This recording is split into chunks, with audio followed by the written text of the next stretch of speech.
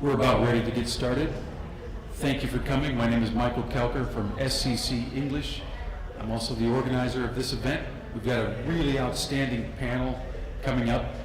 Just want to remind everybody that today and throughout the week for Democracy Days, we have voter registration taking place right outside these doors. So it's imperative that we all get registered to vote and then to follow up and vote. But registration is a necessary first step, and if you're not registered, you can do so in seconds right outside these doors.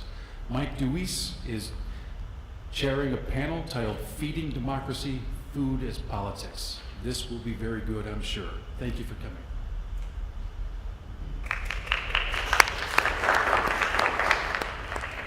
Thank you, Michael. Again, I'm Mike Deweese. I am the program chair of the culinary department here at SCC. And welcome to our panel discussion, which is entitled Feeding Democracy, Food as Politics. And so whether we're discussing corporate food production, agricultural policy, local grocery stores, backyard barbecues, really any discussion of food at its core is really a discussion of people and their relationship to food. It's this link between people and food that makes including food topics in discussions of democracy so important. It's this relationship between food, people, politics, and democracy that we'll explore today with the help of our wonderful panel of local food experts, which at this time I'd like you guys to introduce yourselves if you don't mind. Give us your name, your organization or business, and describe your place in the food system a little bit. Talk about what you do. I can start. I am Margaret Johnson. I am the agriculture instructor here at St. Charles Community College and working on a number of initiatives both with students and at our fields at the Darden Creek campus. My name is Tyrone Lewis. I'm a farmer. I own Hayward Urban Farming. Our mission is to provide sustainable, healthy produce for those that need it the most. Basically, in St. Louis, over 850,000 people in the metro area don't have access to healthy food within a half mile of their community. That's kind of where I come into play. And yeah. I'm Rob Conley. I'm the chef and owner of Bull Rush Restaurant and Ozark Food Restaurant in St. Louis. I'm Carlton Adams, and I'm Chief Operating Officer of Operation Food Search. Operation Food Search is a legacy food rescue organization, so a food bank. We distribute food through about 180 different agencies, like the pantry that's here at SCC. And my name is Julie Locke. I'm the Executive Director of Food Outreach. We provide nutritional interventions to people diagnosed with HIV, cancer, and we're piloting everything that we do in uncontrolled diabetes patient settings. We do this for community members living in 7 counties, living at or below 300% of the federal poverty level. And everything that we do, including 2 meals a day, free medical nutrition therapy, and other things are at no charge to all of our clients. Great. Well, thank you all for being here. It's really exciting to have such a wide range of perspectives from all parts of the food system, and I'm anxious to hear what you guys have to say. So if it's all right, we'll go ahead and get started. And we'll have a time at the end for questions from the audience or comments and all that as we go. So here we go. Food democracy is a term that has been coined to describe efforts to reimagine our food system.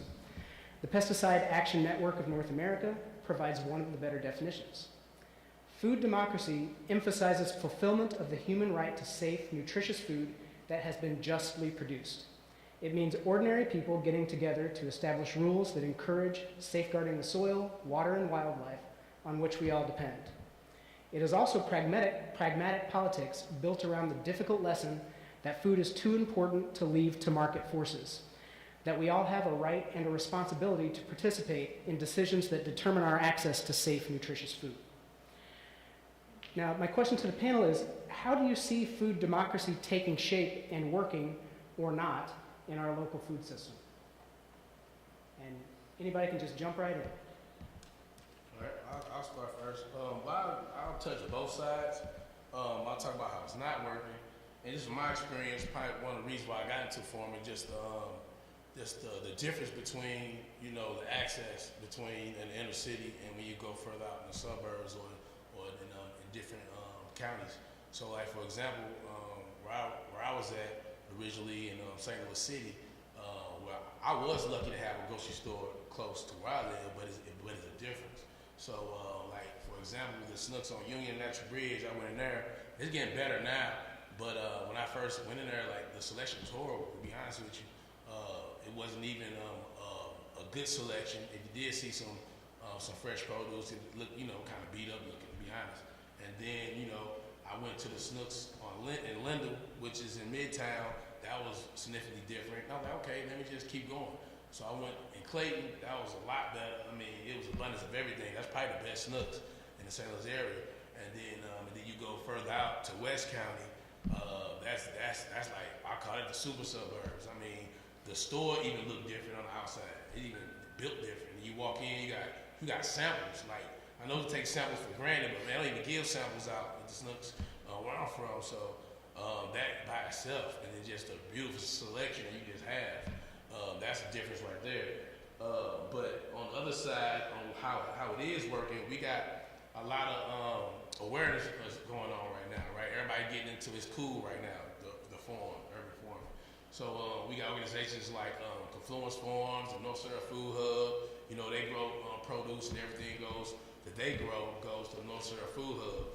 And I know they did like I want to say at least over 300,000 free food during COVID. They make diabetic meals for Barnes Village Hospital. They do a lot of other great things. They make food boxes for Operation Food Search as well.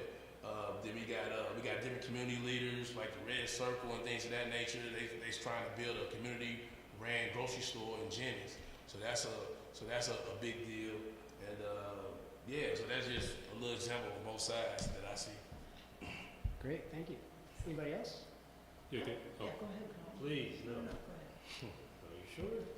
I'll be quick. So one of the things I think, because this week is about democracy, it's the whole week, I think you have to think about the systems that are anti-democratic that lead us to the point where we have things like food insecurity. So capitalism is a system that's built on really competition and conquering, right? So you're conquering market forces so that you can win a specific battle. In food, in the United States specifically, we rely on the commercial food system. And where that becomes anti-democratic is when it comes into contact with the forces that create neighborhoods, community systems that are unjust and I would say probably anti-democratic. And so therefore you have voids in terms of availability of food because neighborhoods get abandoned based on a market-first ideology, right? And so once that construct is in place, then there are going to be those that, even though they are a part of the community, they're part of the voting public, they are part of the democracy, are left behind. We put artificial systems in place to try to bridge that gap. So one of those systems is food banking. And I'll undoubtedly get back to this, but that's not democratic because remember I said we were, Operation Food Search specifically is a food rescue organization, but when you're rescuing food, it's food that ostensibly either was discarded or was almost discarded.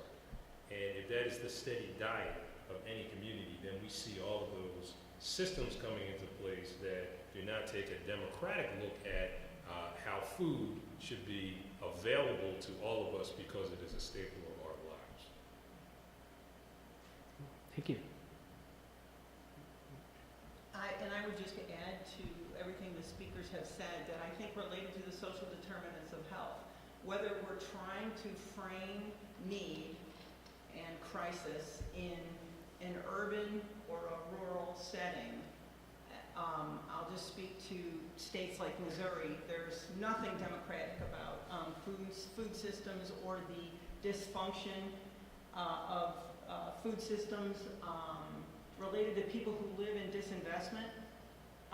They're not being served in terms of what they need. And so I think there's a panel of people here who represent different efforts to address serious public health crisis related to nutrition, chronic illness, hunger, household food insecurity, all of these different complicated issues. But I would also say that we would probably all, if we could, spend a few minutes talking about how fragmented organizations are trying to address this need.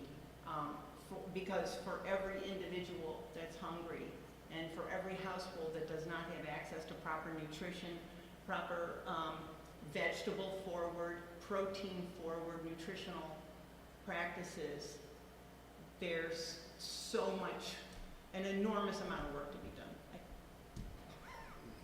Yeah. All right. Yeah. Absolutely right. Thank you for that. If it's all right, we move on. I have a question here about food sovereignty. Food sovereignty, an idea similar to food democracy, is a movement growing from the bottom up, from the farmers, fishers, indigenous peoples, and landless workers most impacted by global hunger and poverty. Food sovereignty goes well beyond ensuring that people have enough food to meet their physical needs. It asserts that people must reclaim their power in the food system by rebuilding the relationships between people and the land and between food providers and those who eat. First framed by the international peasant movement, La Via Campesina, at the World Food Summit in 1996, food sovereignty is rooted in the ongoing global struggles over control of food, land, water, and livelihoods. In short, it is about allowing communities to define and control their own food system. Now, to the panel, how important do you think food sovereignty is to the communities that you serve? And in what ways could food sovereignty change our communities for the better? I'll speak to that one a little bit from the agriculture perspective and kind of growing actual foods, and my friend who's a farmer here as well. I think it really is important to think that for the United Nations sustainability goals that are put forward currently, number one is no poverty, and number two is to end hunger. And I think the UN hit it on the head for the whole world when it comes to that. And when it comes to no hunger from the UN, it's not just that people get enough calories in their diet to support a daily basic function of life. And that can be true whether it's a child in the inner city of any city in the United States to someone who's suffering famine in Africa. You have to have nutrients and have access to food that nourishes your body to allow you to grow and to function in a life. And I think that's really important. And from a farm perspective, it hits a domestic farmers from being able to afford land or find land that is suitable for agriculture, as agriculture land is reduced for various factors that are beyond democratic and all the way across the board. Just finding land to grow food that supports food sustainably and grow crops that are sustainable in that environment, and utilizing smart agriculture, I think is a way to put it, not just sustainable, but smart agriculture.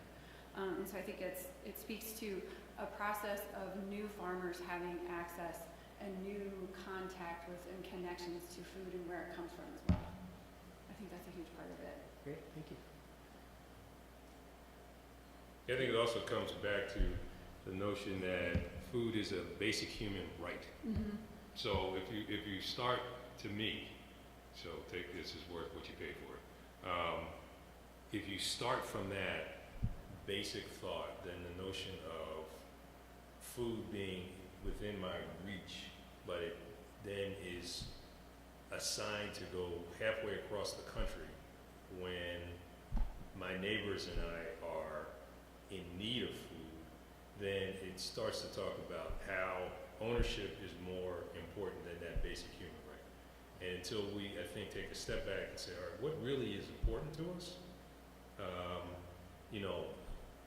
So Julie's organization is working with people with specific medical needs that can be addressed through a variety of different things other than pharmaceuticals. When we start to think about what's important, that we can really address some of these medical issues, some of these poverty issues by making food available to those around us. The food is fresher, it's healthier, it helps to heal communities in ways that we think that, just throwing money at a problem can solve it. I would argue that taking a step back and putting the resources back where they used to be in the communities that, those systems, redefining prosperity in ways that, start with health and start with community. To me, that's central to the notion of food sovereignty, or any sovereignty, really.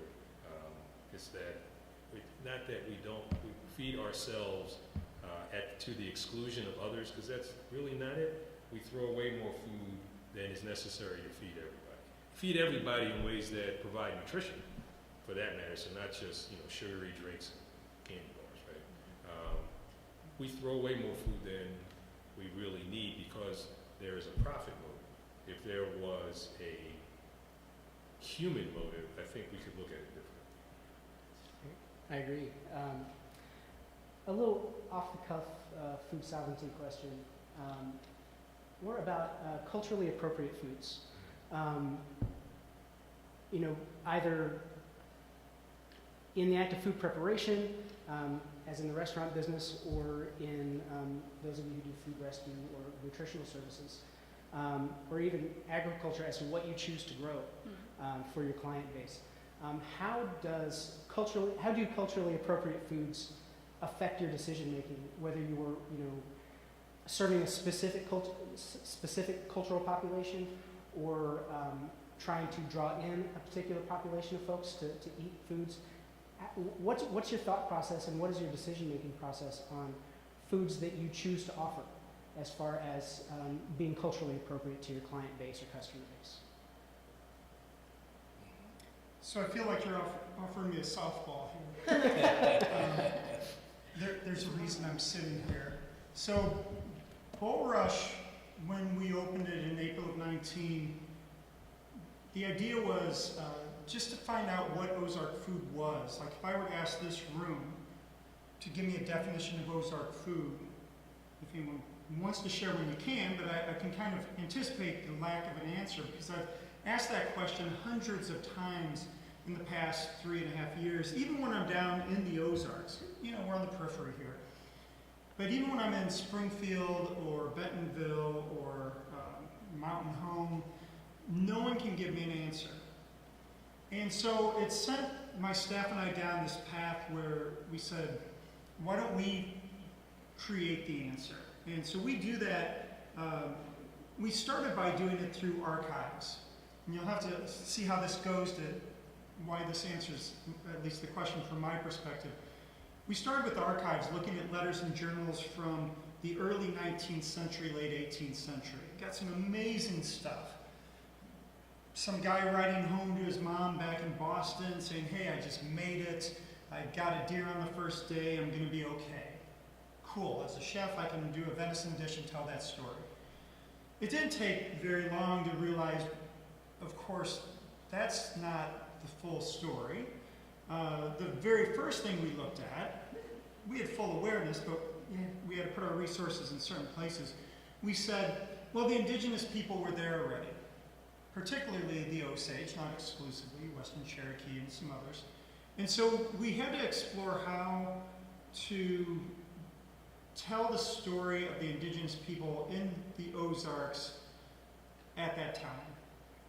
And when I say at that time, because ultimately the arbitrary decision we made was the food we eat today is really a culmination of the indigenous people who were in the area, who first encountered the settlers. The settlers often would bring enslaved individuals, and there were other African Americans in the area already. And so those cultures are the cultures that came together over the past 200 years to create the food we eat today. Many other cultures have come since, but the origin of Ozark food, and again, it's an arbitrary decision. So we had to develop a relationship with the Osage Nation and find out what they were eating, but that wasn't nearly as important as what are you comfortable or what do you trust us to share with our customers. When it came to enslaved individuals and other African Americans, that also was challenging.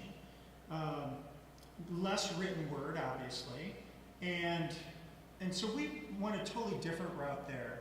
And this is more, I think, to do with St. Louis and Missouri than anything else. We decided to do a genealogy project. we found a WPA era interview of known freed enslaved individuals from the Farmington, Missouri area. And we've done full genealogies of the families with all living descendants. And now we're in the process of reaching out to those descendants to share that information for what it's worth. They can take it, not take it, use it, not use it. So this is my roundabout way to try to answer the question. I think when I go to a Southern food restaurant today that serves me okra, and there's no acknowledgement of why okra is on that menu, I don't need a restaurant, every meal to be a political statement. But I'd sure like the staff, the chef, the owner, someone to know why they're serving what they're serving. And after that point, and this is what we're working on, how do we then give back? How do we make things right? How do we more properly acknowledge? And so we do a concept called reparative restauranting, reparations restauranting, where we are exploring what it means to be a reparative restaurant. And we are the only one in the country, because restaurants don't make a lot of money and they are profit driven, so why would they do any of this stuff? But it seems like in 2022, 2019, when we started this, the right thing to do and a good first step that we'll stumble on many times going down the road. That's sort of somewhat touched on. That's great. Thank you. Anybody else like to add anything? I do. That's awesome that you. I knew what you did, of course, because I work with you, right? But yeah, I like how you ask if it's okay. Sometimes we do stuff without checking to see if it's okay. That's why I said that first. But yeah. So where I come from, how I sell my product is, of course, I go with like what my customers like. First, I start off with just growing whatever, right? And then you get feedback. So Also, so I kind of grow what they want and what they like, but also I want to introduce new stuff as well. So I grow stuff like bok choy, tatsoi, right? I think bok choy is awesome. It's delicious, actually. I know I do, traditionally with my culture for Thanksgiving or whatever, we do a lot of greens. We cook greens. I think other cultures do, but I know we do a lot with collard greens. So I introduce for Thanksgiving now. I'll probably grow. And this you celebrate Thanksgiving or not, but around that area, I'll do collards, bok choy, broccoli leaves. No one even know that you can do broccoli leaves like you do collards, but no one really know that until you educate them, right? And I do some Japanese mustards, and I throw in some kale all together. And I still do my smoked turkey necks, some jalapenos, and do it like that. And it's like, oh, it's delicious. What's that? So I feed it to them first and let them taste it. If you just come with somebody like, oh man, this Japanese mustard, like, oh, what's that? I want to taste that. And especially when you're older, older people stuck in their ways. So, I'm not trying that if I never tried it before. So I cook it first and won't say what it is. You eat it. I'm like, all right, that's bok choy and that's that. Like, oh man, I want some of that. So that's kind of how I do it. I feed them first. And then I'll be like, okay. And I'm nowhere near a chef, but I like to know. I like to think I know how to cook. So I do that. So that's kind of how I do it. So it's like what the market wants, but also what I want to introduce and kind of try to balance the two, if that makes sense. Thank you. I think the idea of sovereignty too goes along with agriculture in terms of how we've lost so many heirloom, or are in the process of rejuvenating heirloom quality. We have, you look at the top 10 foods and it's yellow dent corn and soybeans and fields of monoculture wheat. We've lost so many einkorn, spelt. We've lost all these products that speak to indigenous growing patterns, and as the climate changes, they're probably going to be our best bet for genetic diversity to have sustainable systems to support people. And looking at, how Jerusalem artichokes have lower, starch content, so they work with people that have diabetes. It doesn't raise their blood sugar. So looking at ways foods can be therapeutic is also, I think, really important in terms of sovereignty, in terms of your own person, knowing who you are and what helps you be nutritionally healthy. I think that's really important as well. That's great. All very good points. Thank you very much. So next we'll talk a little bit about food insecurity. Food insecurity and hunger are major issues that negatively affect public health. Populations experiencing food insecurity and hunger also experience elevated difficulties with healthcare access, housing insecurity, educational access, income insecurity, substance abuse, and other health-related social problems. What are your thoughts on the issue of food insecurity and hunger, and how do you feel that your efforts affect food security in your community? Well, I started off like, one of the stats I was reading that blew my mind when I first got into actually what I'm doing. It was like less than 1% of food from Missouri stays in Missouri to eat. That's crazy to me. Like most things like animal feed and, food processing. That's crazy. Like, there's no way that should be like that. And I don't even know, like, where should we start? I don't know. There's a lot of big farms here, so maybe, they got their contracts with Bayer or whatever, and they got to grow a certain amount. Or it's just about money, this corn is just a big thing to do. But I don't know how to even change that. I just thought that was a crazy stat, that we got all this great land here, farmland here, less than 1%, it stays here. We got a source from Mexico and California and all that. So the quality gonna go down because they got to get it here in a certain amount of time. So all that plays in. So that's all. I just want to say that. Well, That's and crazy. think about the amount of government subsidies that go to Big Farm. Mhm. And they do that because it's a stabilization of the food system. The food system, in that term, means let's keep the corn syrup flowing, let's keep the feed going to the animal lives. And then I look at these small farmers, and they might get a $50 grant for the farmers market to buy a new banner or something. And for a long time I've wondered if all that big money was spread wider instead of in such a narrow gap, what that would do to the food system. And I think COVID, we have such short memories. Because you may not remember, at the beginning of COVID, we were out of food, just like toilet paper. And all the other restaurants around me who do traditional sourcing through Cisco and PFG and some of these companies were complaining they didn't have basic ingredients.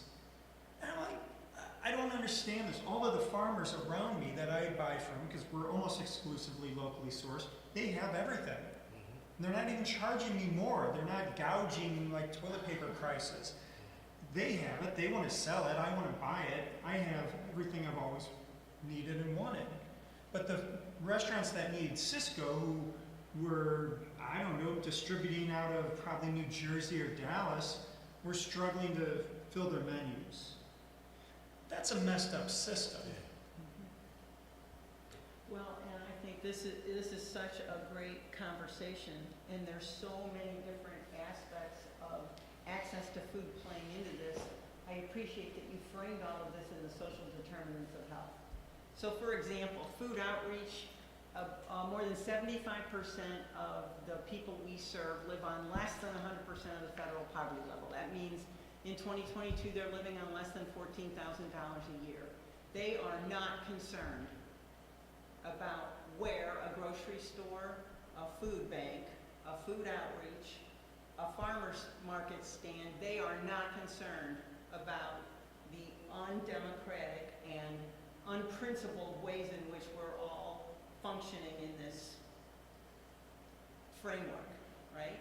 And they are struggling every single day with worrying about where their next meal is going to come from in general. And I am talking 85% of the people we serve live in St. Louis and St. Louis County. St. Louis County has been considered for more than 20 years an extremely complicated location in public health crisis. I think I can fairly say that, for at least 30 years. So when we talk about these issues of safe neighborhoods, lack of access to employment, the idea of someone in an urban or a rural setting being able to access nutrition, not marshmallows, is a story that's we do not have time to talk about and accurately represent the lives of everyone struggling with this in the state of Missouri. I think that's fair to say. And I think there's so many organizations trying to address this in many different ways, but it impacts the lives of thousands and thousands of people and our neighbors too. It's Absolutely. I mean, I don't think you can talk about food insecurity without, well, you're right. There's just not enough time. But, I mean, on one hand, you have to look at some of the false narratives. So the notion that, and I really like your point, if we're only keeping 1% of the food that's created in the state,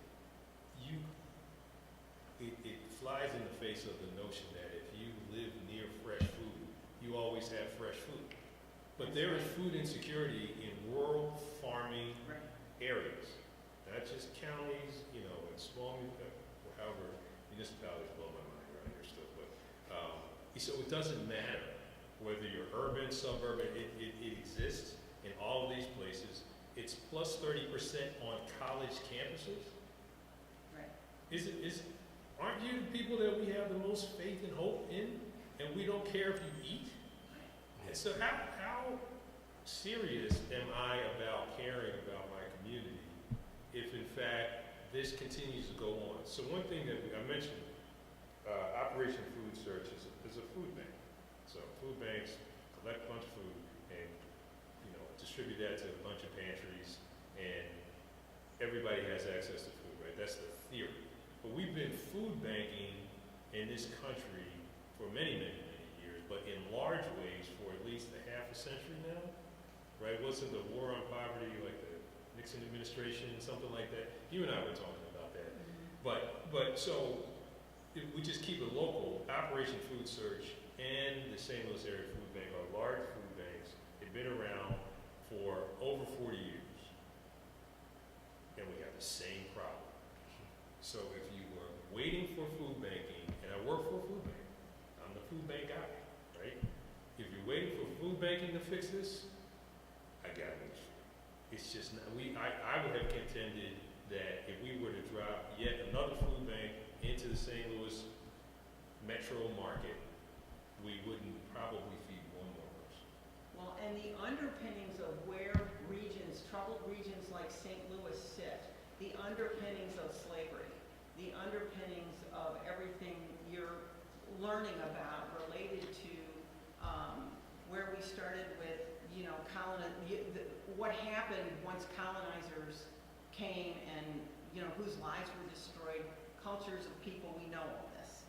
But St. Louis sits in that, and everything on top of that, everything that's existed ever since, frames the built environment or the rural environment in these troubled frameworks. The built environment is very challenging when you think about what someone might have access to.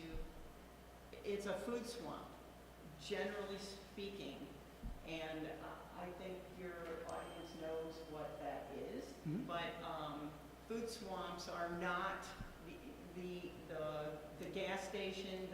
I shouldn't brand any of this, but a food swamp is a dangerous place for people to be hungry people, to be looking in general, to be looking to feed themselves and their families.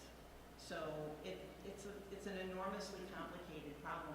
I have a lot of hope at a place like Food Outreach. We've been doing what we've been doing for 35 years, and we know that our nutrition does something to work with people and address the treatments that they need related to their chronic illness, but we need to build the capacity to serve a lot more people. So I'm very hopeful about all the organizations, the funders, the individuals, the volunteers. There's tons of people in St. Louis who are very energized, I think, around this issue, and so I remain very hopeful while I say all these other things. But you can't stay in the game if you don't hold on to your optimism, okay? Yeah. I really feel like that's important. I mean, I could sit here and tell you all this. So, that cards on the table. I had a long, you know, we were talking about old people, so I'm an old people. And I've had a long career that was a corporate career. I've been doing this work for about a year and a half. And I came to it from supply chain. So I'm thinking about movement of goods and services and all this stuff.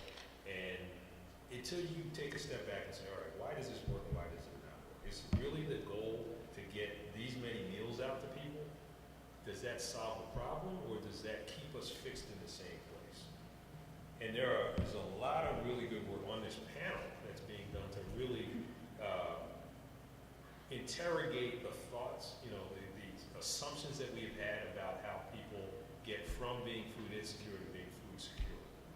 There are a lot of really, courageous people that are, taking, what are revolutionary acts, versus the commercial food system and saying, look, we have to look at this from a completely different perspective. If this isn't about community and family and health, then everybody gets sick ultimately, right? Everybody gets sick, and it is on the same scale as climate change. It is as existential as that, and until we start to really think of it in that way, I think that we're going to continue with this. Thank you very much.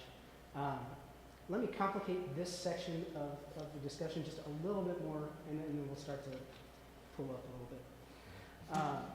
The term food deserts is often used to describe areas in which it is difficult to buy affordable or good quality fresh food. Some academics and food system activists, however, use another term that they say better reflects the systematic racism and oppression in the form of zoning codes, lending practices, and other discriminatory policies that create these areas of reduced food access and insecurity. That term is food apartheid. Do you see evidence of food apartheid in our local food system? If so, where? And what efforts are underway to combat this issue? Yeah, I'll jump into this one. So, food apartheid. So, my definition, this is a good definition. My definition is basically food apartheid is basically when it's deliberately done, right? It's just simple as that. And, man, so that's all of North County almost, all North St. Louis, West, even some South Side, right? And I just think, man, where do we start on this? So we got gas stations everywhere, right? I don't even think got that many cars. Like, we got gas stations everywhere. And if you go in there, you might get lucky and find a banana or an apple at the cash register. I mean, that's where we shop. That's in the hood, right? You go in there, you'll see some microwave stuff, processed stuff, some frozen foods. That's the grocery store. Especially when you got transportation or just comfortability, right? And so if I got to drive across town, I go to the grocery store, I can just go here. It's time to, we live in a fast-paced thing, right? Not as fast as other places, but, still think, okay, I can just go right here, it's convenient, right? And do that. So, man, we got Dollar Generals and Family Dollars everywhere. Like, come on, man, you need that much Family Dollars and Dollar Generals? They selling the same stuff, right? Tire shops everywhere. Man, I think it's like it gotta be like a ultimate issue, something I was like, who has to say so that these companies can come in? Like, it don't even make sense. If you got a gas station down there, not even a mile down another one, you got another one on the corner. And the same thing we talking about beauty salons and not beauty salons, but the hair places we go to get stuff in hair. Now that's just everywhere. Like beauty supply, and all that stuff. Like, come on, why we got all that? So that's an issue in itself. It's deliberately done. You got this low value stuff around. Like, who is to say? I know for myself, people look like me, man, we want to keep the economy going. Like, we spend our money, so why you give us cheap stuff or bull crap for us to buy? Man, like, you don't see that in the suburbs, all these Dollar Generals and Family Dollar. Of course, we're gonna buy it, it's there, but man, switch it up. We like Starbucks. Quick Trip. At least I'm saying, like, we like stuff too. So anyway, that's a whole different issue. Go down that rabbit hole. But how to debate it. But one thing I do like, I know we always saying bad stuff right here. It probably feel like that. But just by me doing work I've been doing since 2017, I do see people being more health conscious. People growing food in their backyard. People being more aware. And COVID really was a blessing in disguise. I know it was a pandemic, but it really woke people up, right? People start really, like you're saying, a shortage of food, and people really see that now. And I think it just hit home, and I think I have seen a different, motivation towards, changing this term, food apartheid or food deserts, just from COVID. But man, you can hit this from a lot of angles for real. It's just like saying we have enough time to really talk about all that stuff. But I just want to get that out there about that, man. It's set up on purpose. There's no other way I can say it, So. I think the Schnucks example you gave earlier When you said the Lindell Schnooks was a step up, I thought, man, the Lindell Schnooks is like, I go there more than any other, and it's so bad. Yeah, It's, right. and it's so bad, because I only live a mile away, and there's actually one closer, which is the South Kings Highway Schnooks. It's not on South Kings Highway, but, and that one's so bright. Like, physically, it's brighter. The paint is cleaner. The parking lot is cleaner. And sure enough, the produce section is fresher and bigger. When I visit my mom in Webster Groves, it's a smaller facility because it's older. Boy, is it bright. I mean, the lights are turned up. And the music is different. And the produce is immaculate. I mean, these are choices that are happening. These are not random things from disregard. And the only thing I can think about, surely the number crunchers at Schnucks and Deerbergs, because Deerbergs is no better, although Deerbergs is, they choose where they will be and not be. They're crunching numbers and saying, well, this item sells, this item doesn't. And then they break it down by store. Because that's how they decide what they should put in. That space is valuable, they need to make sure that sells. And the only thing I can think is that they have an antiquated view of who is shopping at that store. And so they say, well, we're only going to do, I don't know, one type of apple. That's a bad example. But we're only going to do the Macintosh apple. We're not going to do the Gala apple, which is more trendy in 2022. And so people don't like the Macintosh apple because it sucks. And then the sales are bad. And it perpetuates itself on this antiquated idea of who lives in that neighborhood and what they're shopping for. That's the only thing I can think that justifies the choices that are being made in the grocery stores right now. And all this other stuff you're talking about happens because where else are people going to shop? Well, on a positive note, because I'm usually being a negative Nancy about a lot of different things about what we're talking about, I think that our agency exists. The good news is our food outreach exists in a national network called the Food is Medicine Coalition, and there's many organizations throughout the United States looking at nutrition supporting treatment. The majority of the clients that all of these agents, including food outreach, serve, live in this built environment buckling under the issue of food apartheid. And agencies like food outreach across the United States, since our inception, which started with the AIDS pandemic, and people dying of AIDS being considered the untouchables, and not getting the health care that they needed, and not getting the love and the care. They were marginalized, they were isolated, neglected, very complicated issues that were going on in front of us in the late 80s. Some of us were alive to have lost loved ones then.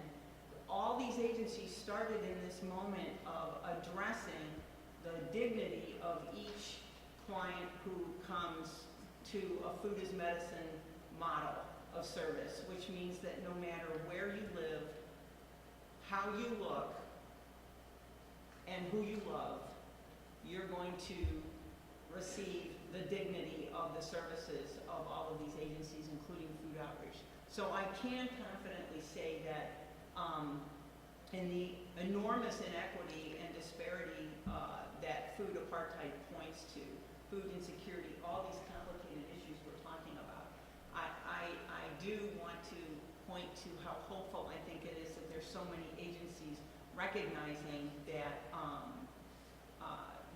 that through nutrition and the power of nutrition, each individual's needs are, we're trying to address each individual's needs and empower each individual in their own steps towards wellness.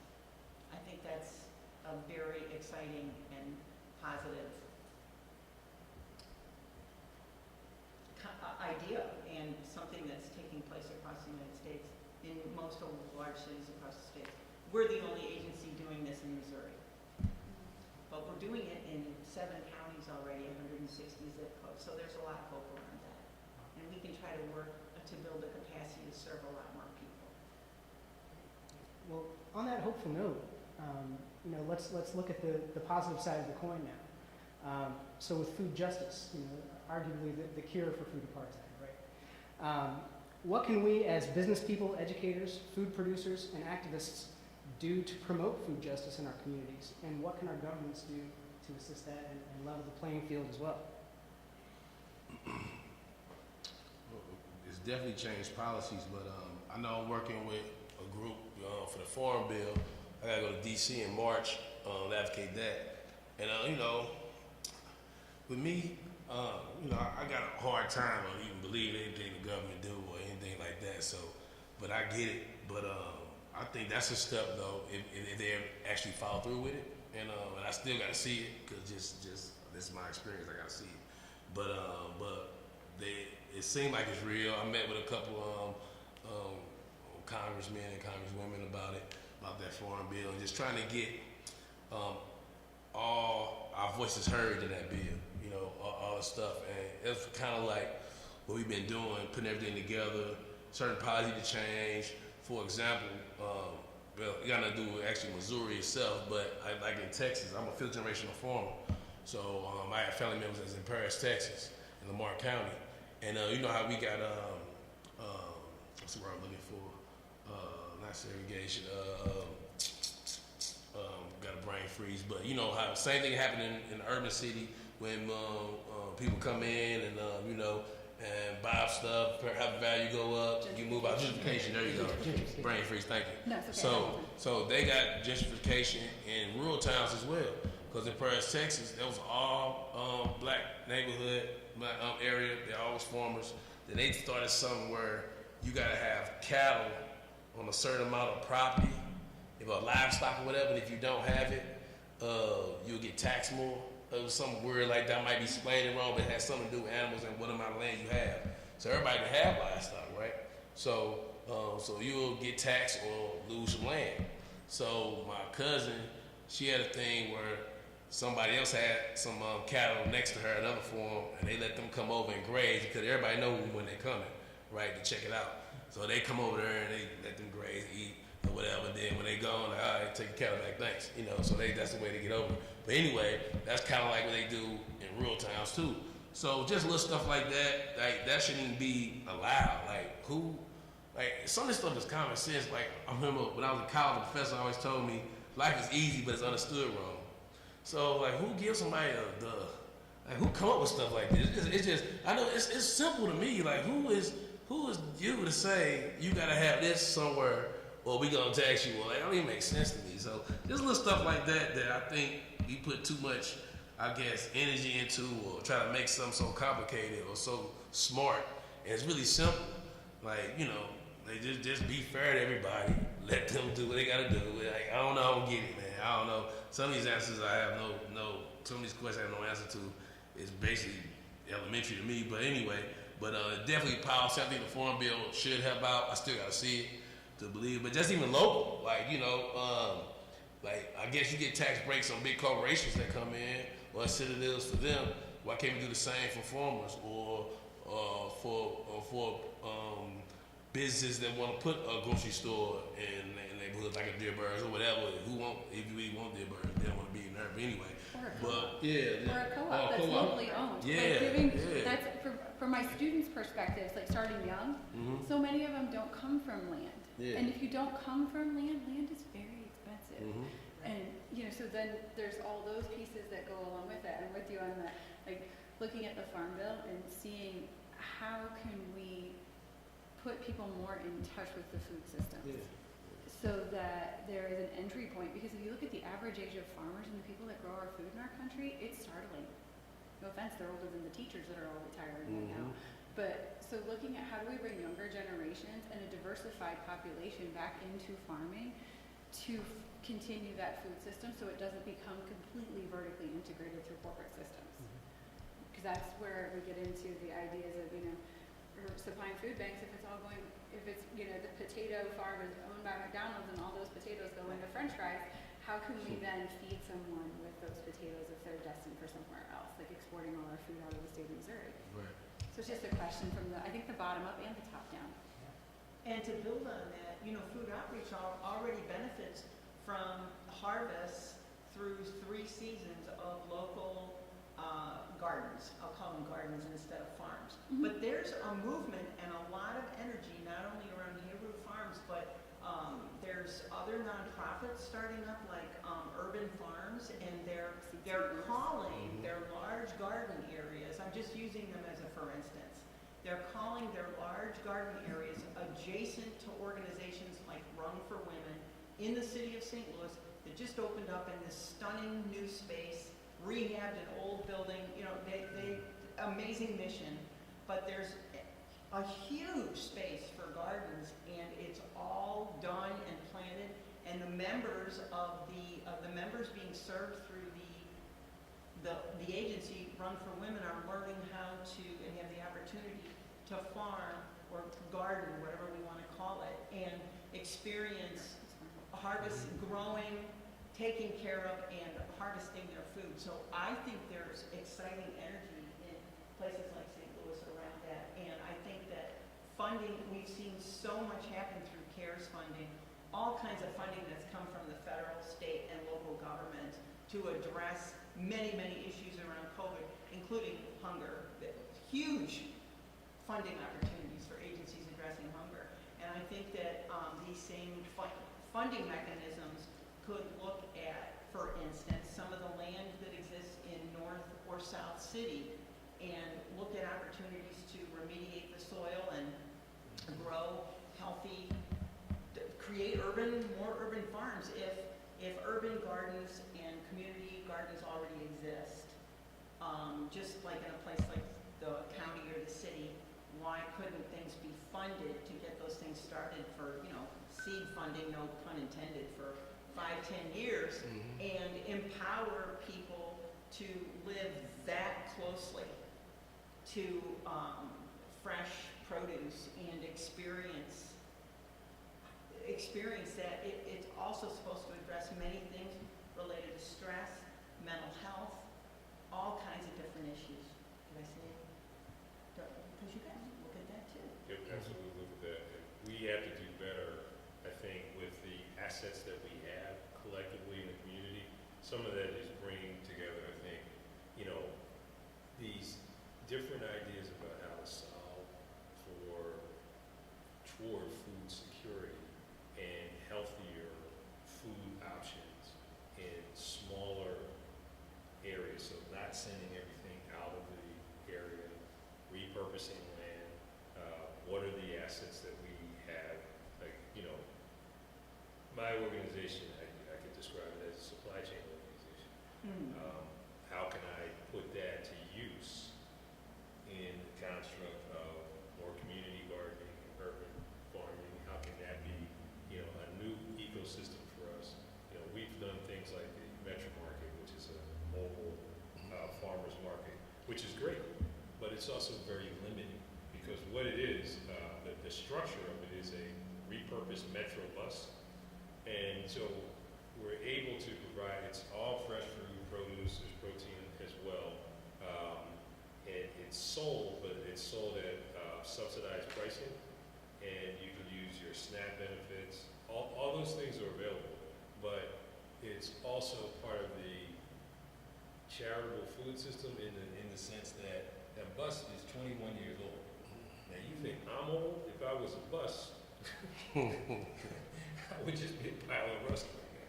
So, that in and of itself is a challenge. How do we scale some of those things? How do we take advantage of what we've learned about who wants to access fresh fruit and produce, where they are, how they can get to it, how can we extend our reach to get it to more people? How can we use the things that we've learned to better advantage for our communities?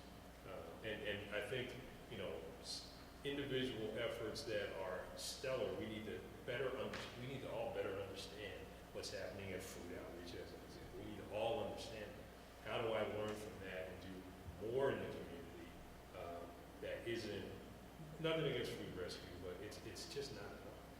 I think something else that's really has done well over the last 50, 60 years are these movements of education in the public health space about seat belts, only you can prevent a forest fire, don't litter, you know, all these kinds of things that we were all educated on depending on when we grew up, our ages, those things. And most of us grew up with the idea that a treat for our body is a sugary, empty carb. So a treat is what we still think of as traditional dessert.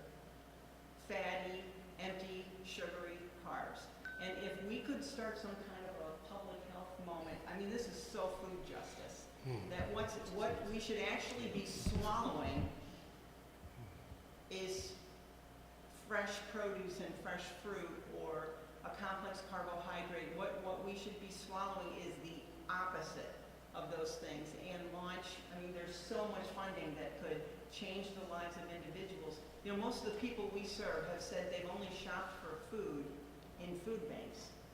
And if you think about that, food banks only in the last couple of years have been shifting from marshmallows and anything to address my hunger in an individual moment.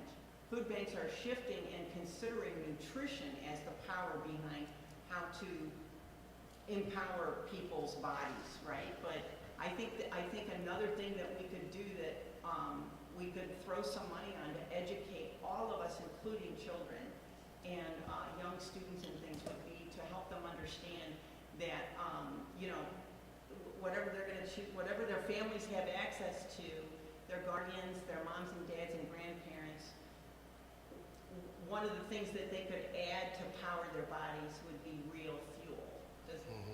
That's awesome. I like, especially, this is put a light bulb in my head, especially when you talk about kids like snacks, right?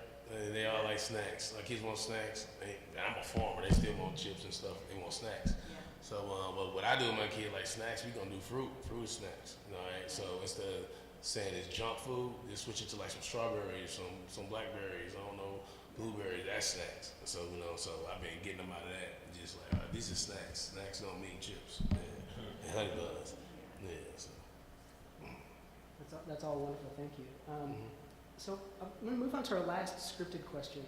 And I'm a little biased, I think, given my job here at the college as an educator, but I think that food systems education is can go a long way in ribboning some of the things that we've talked about: food apartheid, food insecurity. You know, education, I think, can be a huge part of that. How do you see education making a difference in our local food system? And how does your business or organization work to educate your clients, customers, community members, or students? Yeah, I think that's the youth is always where it's at. I got an agriculture curriculum that I created. It's aligned with Missouri standards. I used to be a PE teacher, and a health teacher too. So I go to different schools. We just went to Cahokia High School last week. We go to different schools around the region, and we go there and teach. You know, so we go in there and talk about these terms that you're talking about now. Or we'll talk about, I love when I bring food that I know they didn't have before. I like bring that in and have them taste it. They're like, man, what's that? Like, yeah, so just that you see the light bulb going in here, like, oh man. So I tell them what that is. I tell them where it originated from, what's the nutritional value of it, how to prepare it, you know. And food is medicine. Like, you know, like constipated, eat some cabbage, you know, eat some collard, flush it on out, you know. You got a headache, take some lavender, get some oil or something, you know what I'm saying, put some lavender oil on your temple or something, or just smell it, right? Put it on your nose. Just little stuff like that. Let them know that, you know, I like bringing comfrey leaves. Like, you know, you can make a salve out of that. You can rub it on your body for sore bones, sore muscles, right? So, calendula oil, you know, I put it on my bald head, you know, stuff like that. So, I just think just educating them, and they go crazy. I never knew that. First of all, they see me, they be like, Black Farmer, right? So I'm like, yeah, so that's cool right there. Like, Andy's cool, all right, cool, all right. So we got that going on. But I just love doing that. Like, that's where it's at is with the babies, you know, show them. And you know, and I'm talking about, when I say babies, I'm talking about high school too. I know they are still young adults, but they babies to me. So yeah, just showing them that. And yes, we do that. I got a former school. We just got a former school grant. We can work with Normie High School and Clyde C. Miller. They'll come out to the farm, do some training, take them to North Shore Food Hub. They're gonna learn how to make an added value product, you know, like hot sauce, salsa, you know, things like that. I make my own pickles, all that. Show them how to do that. Then we got a herbalist coming in, gonna show them how to make medicinal tinctures. Then we gonna get it filmed and we give them opportunity to sell their added product. So I think that's one of the things that we try to do as an organization and a business, to get everybody involved and have them be hands-on. So that would be cool. Just more stuff like that. You work with the youth, and these kids these days smarter than us. And we was coming to them, they got technology. They probably don't get out in nature as much as we did. I don't see anybody playing outside no more. But they are smart and intelligent, and you just feed their brain, with something that you kind of, just it's all about what you exposed to. Just like just growing up, people that never left St. Louis, they gonna have a closed mind, right? If you get to travel, St. Louis messed up, like mentally sometimes. Even though I love my city though. So you gotta go out and explore the world. Everybody ain't in this box. You gotta go explore. So that's how you do with food. Let them explore food. Let them know it's all about the more you can reach, the same thing, the more you can taste, the more things is different, the more your brain work. So you're gonna be stuck. That's all I see. Before COVID changed a lot of what we were doing, and we're going to be building back a lot of education into our future programs in order to empower people towards graduation when that's possible. Mhm. But one of the things that we used to do was have education breakfast with a nutritious meal and some kind of a topic like how can we bring more nutrition into what we drink, for instance.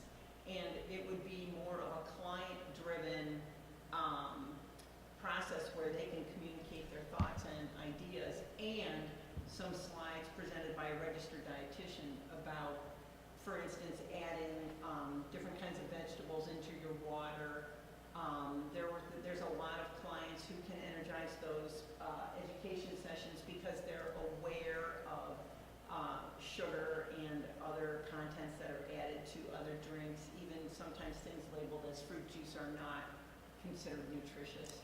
So we want to figure out how to get back to education classes, but for the last 3 years we had to drastically expand our resources around home delivery, which is a whole other topic to address our clients' needs around a lack of access, lack of transportation, and physically not feeling well enough to be able to get to food outreach. So, but we want to get back to a lot more education classes, and our registered dietitians answer a lot of questions on the phone as well when they're interacting with our clients.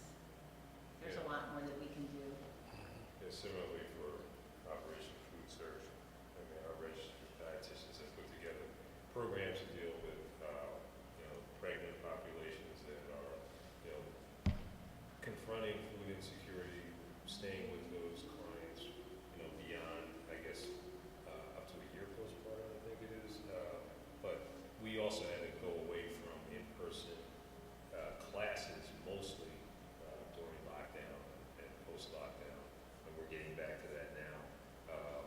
We also have kind of taken the tack that we have a lot of outreach programs that go directly to schools and to other places where kids are for food delivery, so after school meals, Operation Backpackers take food home for the weekend, summer meals, and so food delivery programs like that. But you're able to reach out to families through kids. What we're trying to do more of now is think about family education where we can, because it's great to do a class, like a cooking class as an example with kids, and they'll have a great time and they'll learn something, but it doesn't always go home and get train the families. So we're trying to train families more around nutrition, because that component of it, when it becomes more accessible, it becomes something that feels like, accessible is in reach, but maybe it wasn't crazy that we could have more fresh food and enjoy it,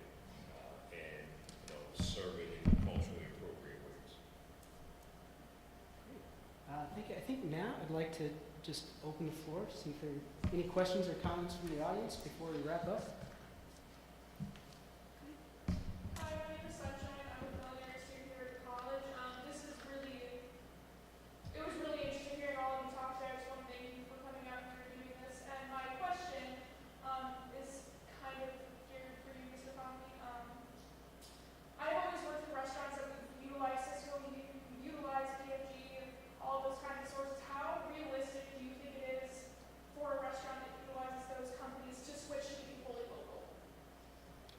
Well, I've done it 13 years in 2 different restaurants in 2 different states, one being very rural and then now here in St. Louis. I think that when restaurants change, the food supply system changes.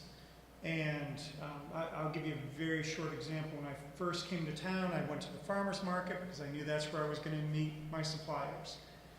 Shook hands, introduced myself, and learned who had capacity to provide for me and who had potential to provide for me. And I went out to a farm, I'm going to blank, Eric and Crystal Stevens' original farm over in Illinois. They ended up coming on this side and then back. But these are 2 big names in the local food system as far as farming for restaurants. And I went and visited the farm, and I saw, it was in October, I remember, because their compost area was just mounded with squash. And I said, Eric, what are you doing? He said, well, these all had blemishes, no one bought them at the farmer's market, farmer's market season's over. I said, let's change this. You can't sell them, but I'm a chef. I'm not going to take a squash and put it on a plate and send it out. I'm going to do something to it. Sell me at a price your blemished produce. It's a win-win. And so here we are 5 years since that meeting, and they provide me with so much stuff. And other farmers realize that, wait, there's a chef who's going to buy my blemished tomatoes. Yeah, I'm going to buy your blemished tomatoes, but I'm going to cut them up anyway. What do I care? Give them to me at $2 a pound instead of $3.50 or whatever it is. And so is it realistic? Well, if you're a corporate restaurant that has a sole focus of profit, maybe, maybe not. If you're an independently owned restaurant like mine and like so many in this region, it absolutely is. Even some of those really big ones. What I don't like, for anyone who's interested in this stuff, there's a really famous expose called Farm to Fable by Laura Riley of the Tampa Bay Tribune. I think it's Tampa Bay Tribune, but she's Tampa, Orlando. And she looked at fraud in the restaurant industry. The idea of me saying that I'm working with Heru Urban Farming and I buy once a year, but I keep that on my website 12 months out of the year. So everyone thinks what a good chef I am. And so the expose was exposing the fraud, but then looking at the impact of the farmers who thought they're struggling, but someone's making money off their name. And then the third part of the expose was talking to the customers. This is the problem. And I'm not an optimist. I'm a pessimist to the very end on this because it's money at the end of the day. And I can't change money easily.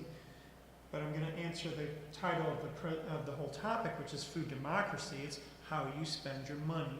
And so when Laura Riley asked, they were like, almost to a T, every single person said, well, you know, when I made my decision, I wanted to go to a restaurant that was supporting local. But I like them, and I like their food, so I don't really care. That's a problem. And so, you know, long answer to your question, yeah, it's absolutely doable, but your priorities have to shift as a restaurant. I pay my staff dishwasher up, 25 to 28 an hour. And I've done that for 3 years. And everyone says it'll never work. Like, I paid off all my COVID loans already. I paid off all my investors. It does work. You have to shift what is important to you, and your money will follow. So that was a bunch of rambling. Yeah, I think it's possible.